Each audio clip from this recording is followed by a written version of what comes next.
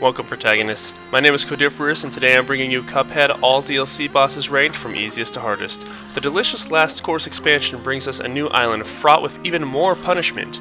Again, there's something of a story here, but we're blowing right on past that. I already gave an overview of the game in my Cuphead all main story bosses ranked video, so feel free to give that a listen if my opinion really matters that much to you.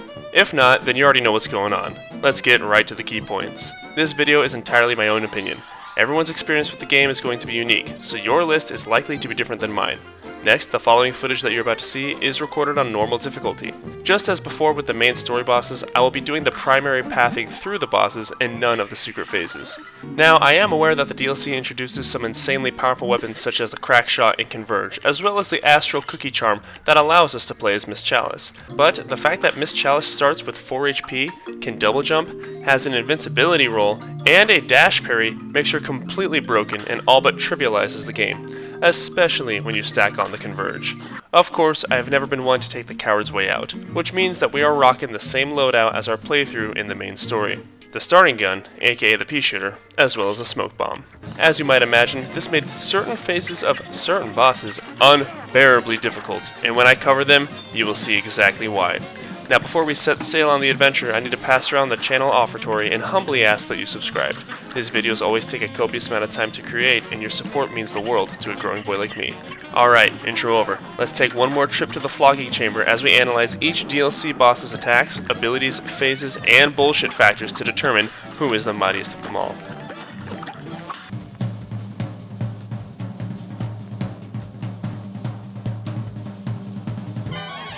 To open up this list, I first want to cover the various mini-bosses battled as part of the King's Leap.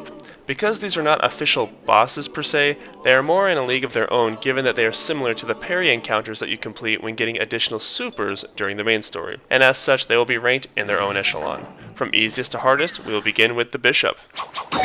Bishop's gimmick is that you need to extinguish the candles before you can parry his face. This is done by simply walking past the lit flames. You'll need to do this several times with each attempt requiring you to extinguish more and more candles. As this is happening, you will need to dodge the Bishop's face as well as some flying bells. The Bishop is the easiest of the bunch, and you should be able to overcome the challenge in just a few tries at most. The pawns are the first of the King's Leap challengers, and as such, they are among the easiest. Each pawn will toss themselves from the landing above and charge at you before exiting to either side of the screen. The goal here is to parry all of the pawn's headpieces. It gets pretty hectic near the end when all of them are in play, but the challenge itself is very easy to analyze and adjust yourself to. The Queen brings a mediocre challenge, as she applies a very unique mechanic in regards to how she is defeated. As the Queen rolls back and forth in the background, you need to parry the cannons to launch an attack at her. As this happens, she'll make it rain various spoils at your location, ending things with a screen-wide attack of stacked lions that needs to be parried. It is not incredibly difficult, it simply requires you to learn a new method of battling.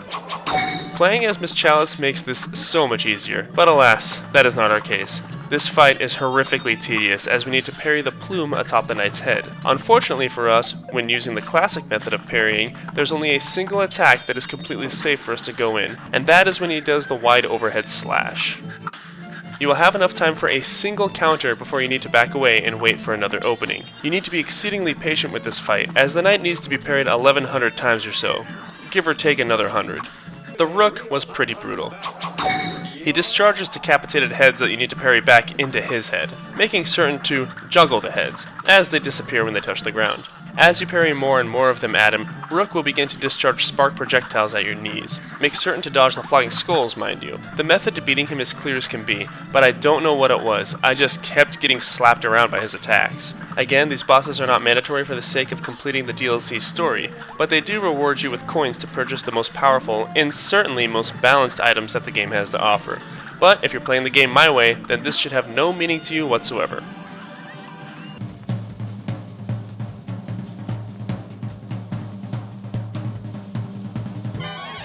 The first boss entry on our list is the hidden boss fight of Aisle 4. Wouldn't you know it? The angel and demon fight is only accessible once you solve the graveyard puzzle by interacting with the proper headstones in the proper order. To do this, one must first buy the broken relic from the Emporium and equip it.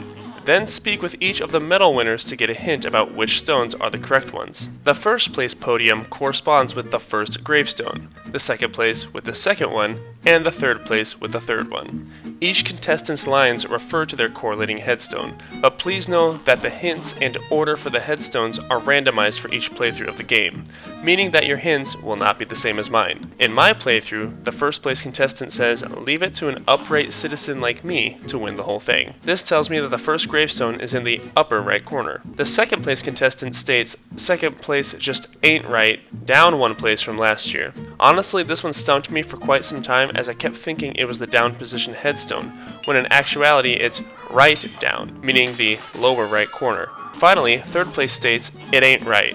I trained too hard only to come in third." Now, because there are no other directions in this phrasing, we know that for a fact that they are referring to the right stone. Boom, bam, pow. Interact with the beam of light and we can get started. And I gotta say, right off the bat, this fight gets maximum points for creativity. This fight has a single phase facing off against an angel and a demon that are very reminiscent of a certain other boss. It took a minute for me to catch on, but whichever entity you face becomes the demon, and whichever entity has your back becomes the angel. The angel's attacks pass through you harmlessly, while the demon's attacks will be the ones you take damage from. However, when you turn your back, you will notice that previously harmless attacks transform with the entities to become dangerous flame-based attacks and vice versa. The first attack is a consistent projectile ball that is fired from the mouth. Both entities attack at the same time, and it will be important to track where any and all of their blasts will be at a given time, because remember, when you turn around, the threats will change. The second, more flashy attack is a pillar that sweeps across the breadth of the arena. Facing away from it turns it into a harmless beam of light, while facing it sees a pillar of flame.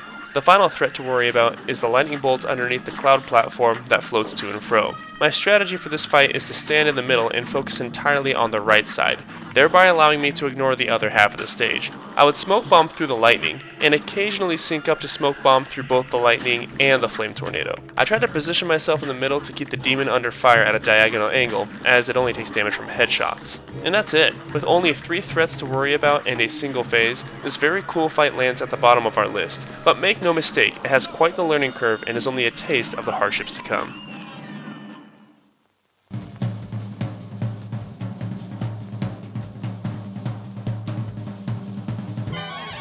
Now that the optional bouts are out of the way, we can finally get into the actual meat of the boss battles, and the easiest of them is Esther Winchester.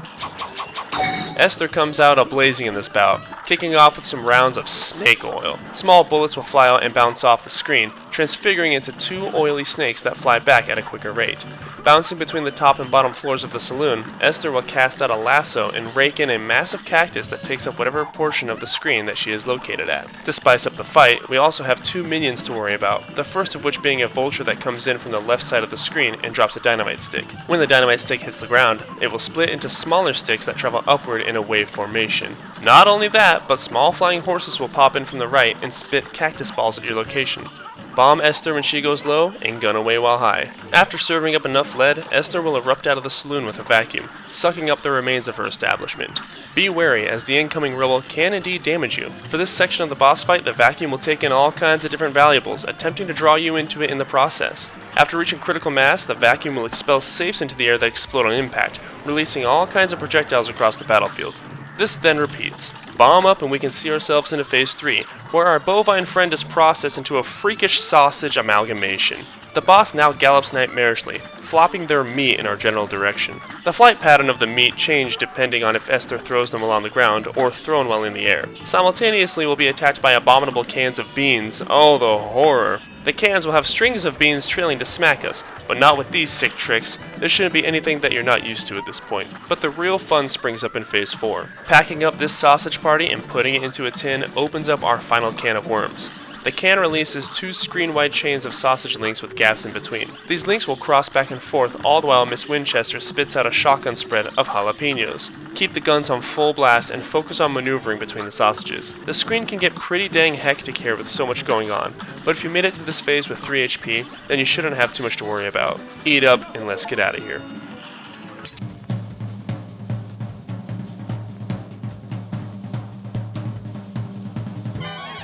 Something I gotta give up to the Delicious Last Cours is that it serves up some tough as nails bosses. In comparison to the main story bosses, I would say that the rest of the entries on this list will be rated from middle high to top echelon. And now let's take a look at our feature presentation, Mortimer Freeze, aka the Ice King. And no, not that Ice King. Mortimer will consistently conjure living icicles that plant into the ground for a moment before springing up and running around. While this takes place, Mortimer will often whip it out and smash a giant whale at your location. It takes just a little bit of practice to get down Mortimer's combo attack to ensure that you come out scot-free each time. The whale will crush any icicles that it impacts to where you can either dodge or shoot the remaining sickles. Outside of this, he may launch some cards at your location, but these never pose much of a problem. I tried to stay in the middle of the arena as much as I could to pop off as much damage as possible. This also gives me the most amount of room to dodge any attacks that could come my way. If you can keep up with the boss's evasion, then this phase should be relatively short, thereby making way for the much more imposing Jupiter the Snow Beast. The easiest attack to deal with is a slam that erupts into 4 ice spikes piercing out of the ground. There's plenty of space to stand between said spikes, so use this opportunity to stand and deliver, getting off that free damage. Things become much less fun when he takes the form of a refrigerator. This fridge will dispense large ice cubes at your location that split 2 different times into smaller and smaller cubes. That's not all though, as the freezer then takes some time to shine and dispenses 4 flying popsicles that gradually descend upon you one at a time. This attack is the one that's most likely to kill you, as Jupiter will combo this with an ice spike attack, leaving you without much room to breathe. But more than likely he will rotate into his final attack, the Snow Plow. He will roll back and forth to each side of the arena, changing up the path to go both high and low. Do not get comfortable during this attack and always anticipate that he is going to roll more than one time. The last phase, however, is the most painful, as I usually made it here with only a single health, and the attacks that this thing employs can often feel random and undeserved. And what is this thing exactly? Bursting out of Jupiter, Mortimer takes on his snowflake form, summoning rotating platforms for us to go onto as we take to the sky. Remember what I said about the main bosses that have platforming as well as being dynamic? Yeah, we're talking about that bullshit.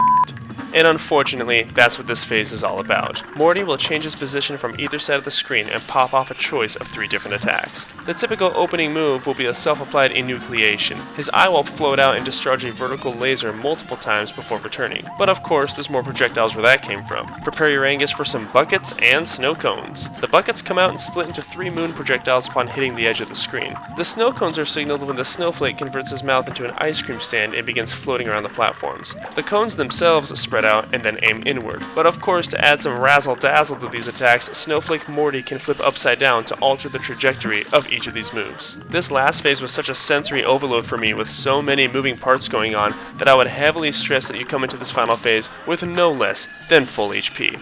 It requires your utmost concentration to get through this phase, as it has almost every aspect in making a boss fight difficult. The only thing missing is minions, and we can thank the Elder Kettle above for that.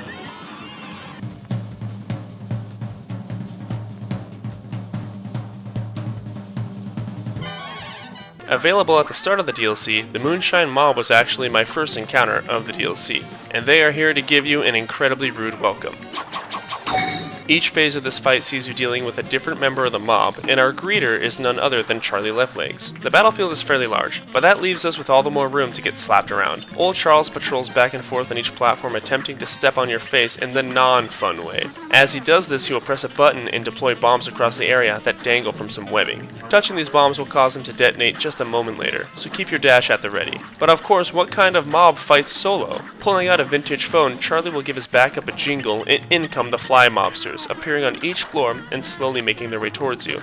But wait, there's more backup where that came from, as Charlie will boot the caterpillar mobster, sending him blasting off across the screen for an extended duration. It will prove to be well worth your time to shoot down the caterpillar as soon as possible, lest you run the risk of being overwhelmed. While this is all going on, the local law enforcement will fumble around and uselessly fire puffs of pesticide that is allegedly aimed at the boss, but usually ends up smacking us in the face. There's a lot of varied threats to worry about at any given time, so the best advice I can give is to clear out as many obstacles as possible as soon as possible. Detonate the bombs, shoot out the mobsters, absolutely knock out the caterpillar, and when the coast is clear, that is when you can safely gun Leflegs down. Indicting Charlie will pop out the next phase, facing off against one of my favorite bosses, the Lightbug.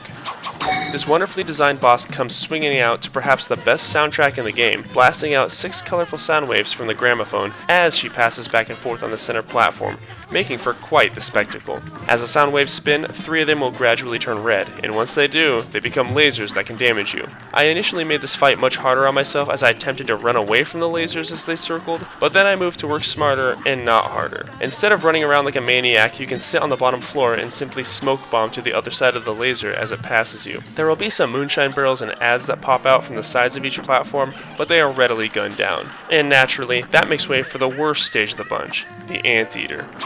This thing pops up from the depths and tips his hat, revealing the snail announcer before covering him up with said head ornament. The Anteater will stick his prehensile snout to either side of the stage across the various levels, and tongue you if you get too close.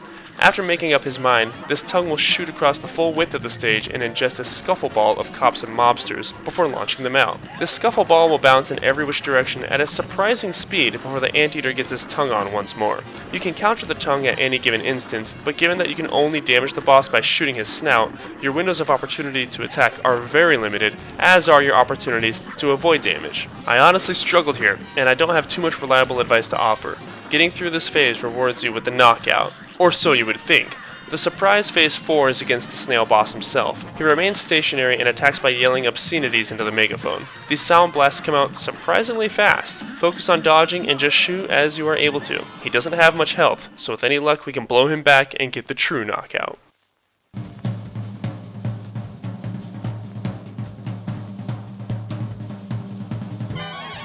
Pain. Just pain. The next 3 on this list are a clear divide and challenge from the former. Most definitely top echelon material, and the appetizer for this level of difficulty is Glumstone the Giant. I'm not really certain where the gnomes align, as they are both mining Glumstone for his minerals, as well as attacking you. Anyways, the stage is comprised of pillars that continually move up and down, giving us quite the annoyance of terrain. The converge weapon pierces through these pillars, but our pea shooter? Not so much. Additionally, if you sit on the pillars for too long, you'll end up on the ground, where after a very brief delay, the gnomes will spring out of the ground like daisies, piercing you in the process. You'll have to continually reposition yourself to unblock your shots and avoid stepping on the gnomes. Should you step on the gnomes, you have a chance of some of them springing fully out of the ground to where they can then puff some pull and blow smoke your way. I highly recommend blasting them, but that's only the task of one sector of gnomes. There will also be a gnome that regularly scales up one of the pillars and attempts to hammer slam your location. The last group of gnomes hole up inside Glumstone's orifice. The giant will gape his face to reveal the little lads brewing something inside of a cauldron. This cauldron will spew out gas clouds that float rather quickly to choke you out. And Glumstone himself has his own arsenal of attacks as well. Pulling out a geese crossing sign, a giant flock of the birds will storm the topside, constricting our movement. Speaking of movement restriction, his other attack will see him pulling out a bear from the mountains and bringing it in to cover up the left side of the screen. It took some time to develop a strategy for this, but ultimately I ran a sort of circuit. First, blast from the center stage and make use of the lower ground as needed. If gnomes sprang up, I would jump down and shoot while moving to clear them out. Jump back up and repeat. I also used this when he pulled in the bear. This first stage is fairly brutal, but only a taste of things to come. Phase 2 will see Glumstone shaving off his heavenly beard and puppet showing us.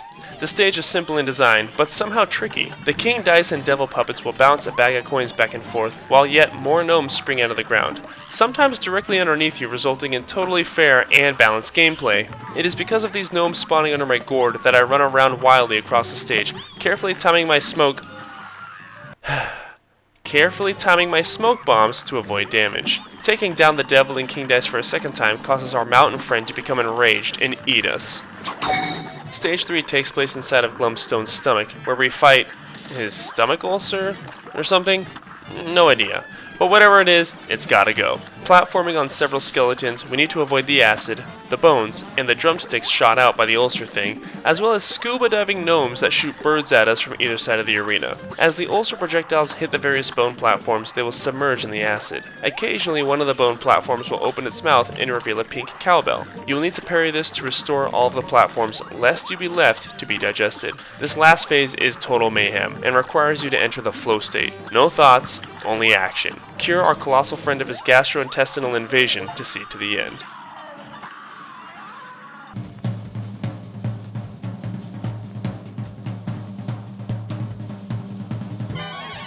Between Glumstone and the Howling Aces, this was quite the close call for our penultimate spot, but no matter where you want to cut it, this stage is barbaric.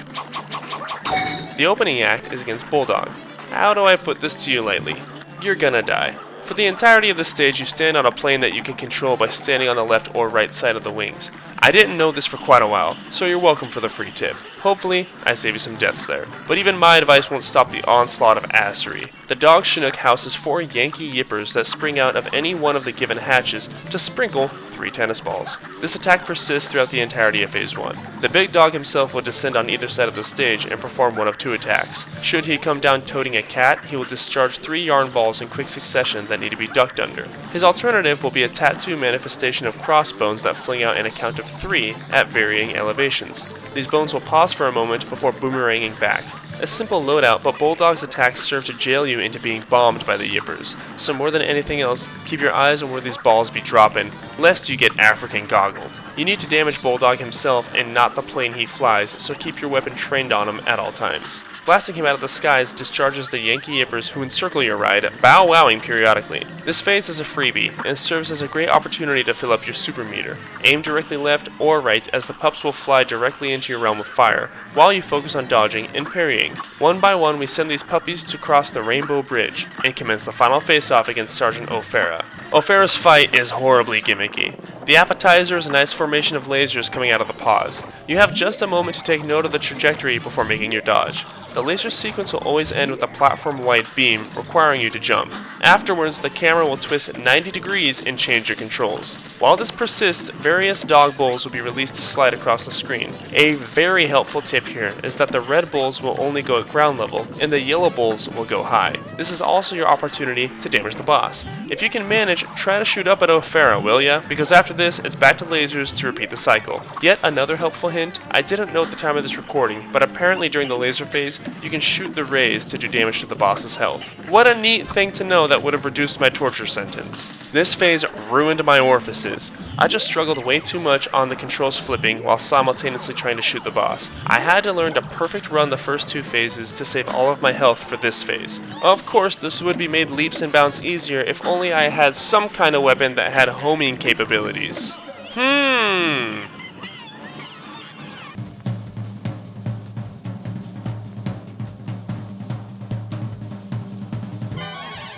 Chef Saltbaker is easily and unequivocally the most difficult boss in not only the Delicious Last Cours, but in all of Cuphead. I'll just spoil it now. I died a record-breaking 65 times. 65. This is more than any other boss I've faced on this entire channel. More than Awakened Alma, more than the Demon of Hatred, more than Ishin the Sword Saint. Chef Saltbaker absolutely brutalized my sphincters to no end, and I 100% attribute it to my restrictions. I was this close to switching weapons and playing as Miss Chalice. This close. But if I did that, then you guys would never let it down, would you? No. So I stayed the course and banished myself to the flogging chamber for one of the most despicable and atrocious fights of my life. Phase 1. Phase 1 is a slaughter. The good chef gets to prep cooking in the background, murdering each of his ingredients in a very mortifying fashion, reminiscent of Sausage Party. His wide assortment of different ingredients all have a unique pattern of assault. All the while, a lone fireball bounces up and down towards you. He attacks frequently enough to ensure that you have multiple on-screen threats at once. Heads up, if he uses the strawberries and sugar cubes at the same time, you're almost guaranteed to lose health. Why? Because you're probably thinking that while the strawberries and sugar cubes cover most of the screen and hit zones, their pattern of attack is fairly predictable. So what's the problem, you ask? It's this f***ing bouncing fireball. This thing is responsible for the vast majority of damage during this phase because it never goes away. Constantly homing in on you, and there's nothing you can do but run. Each of the ingredients will take some time to learn the patterns to, but it is definitely doable. I would love to tell you more, but me describing the patterns doesn't lend itself too much into strategy to overcome them. There's no neat tricks or hints to this phase, just death screens and painful lessons. All I can say is please remember to stay focused on shooting the big shaker himself to get this phase over. You would be surprised how many times I got so focused on dodging that I had actually stopped shooting the boss. Anyways, assuming you've already died 15 times or so learning the patterns of Phase 1, you will be washed in ecstasy and euphoria when you realize you've gotten to Phase 2. For this, we are in the palm of Saltbaker's hand as we are attacked by the 4 corner shakers, and yes, that bouncing fireball is still present. You need to shoot the shakers to send them flying back into the boss's face while he spritzes bay leaves from above. I got through this phase by focusing on only the bottom shakers and moving right after the fireball leaps into the air. Typically, you can get through this phase with no damage after a little bit of practice. Success here will break up the chef's glass body and sees us fighting a spinning salt duo. It will dance across the arena while a tiny saw blade traces on the ground. Another simple phase, especially with the smoke bomb charm. Blast the waltzing duo to oblivion, and what comes next is where it all falls apart. Kicking off phase 4, we need to platform on glass while 2 salt tornadoes flank either side of us. Chef Saltbaker's heart will descend to us and fly around the available space, bouncing off of the tornadoes. Because the heart is pink, we can in fact parry it on occasion, but this is where I often hit the end of the line. With the pea shooter, it is so aggravatingly difficult to shoot him, as we need to platform at quite the brisk pace while avoiding him while trying to hit him. With the homing weapons or spread or converge or any other weapon, this will be leaps and bounds easier. Playing as Miss Chalice with the double jump and extra health would make things easier. But no, not for me. It was torturous. Getting this far only to die is the biggest middle finger, because it's right back to the ever tedious and dreaded phase 1. I was finally able to beat this by perfect running all previous phases and then betting the rest of my life on the final one. And the thing is, I had gotten to this phase on multiple accounts with 3 HP and lost it all. This phase takes so long. Just a complete endurance round on how well you can platform and dodge. I can confidently say that this boss fight with the pea shooter is a monumental abomination, and I will never do it again.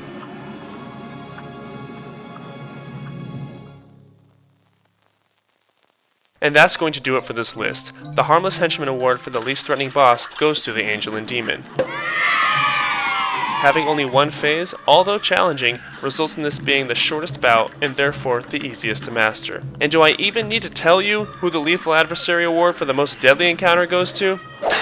Chef Saltbaker. Not only is he the lethal adversary for this video, but because he is also responsible for the greatest number of deaths on the channel to date, he is taking the first ever Crown of Pound as the new sadistic tormentor of the channel. Thank you all so much for hanging out and watching. I really do appreciate it and all of the support on these videos. Take care, stay safe, stay healthy, and I'll see you soon for the next one. Bye bye.